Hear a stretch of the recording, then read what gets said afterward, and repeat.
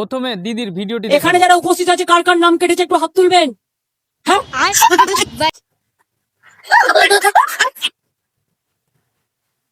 কি করে এই ছবিটা ভালো করে তোলো তো। কি করে ভিডিও করো এটাকে ভালো করে হাত তুলুন যাদের নাম তাহলে ভোট দেবে কে? দিদির সবাই যাওয়া প্রায় 3%-এর মধ্যে 2%-দের ভোটার করা গিয়েছে। তো দিদি এবার তুমি বুঝে নাও যে তোমাকে কারা কারা ভোট দিবে, যারা ওই সবাই গিয়েছে তারা, না যেখানে যারা এখানে এসে ধান কুটাচ্ছে তারা।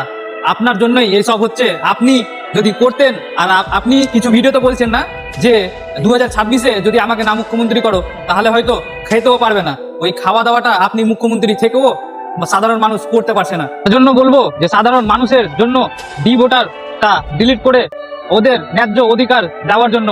দেখেন আপনাকে অনেক কেউ ভালোবাসে, প্রায় আমিও, কিন্তু এই কাজ এবং তার আপনার মানে বুদ্ধি এবং তার আপনার কাজগুলো আমার দিমাগে আসে না এবং সাধারণ মানুষের দিমাগেরও বাইরে।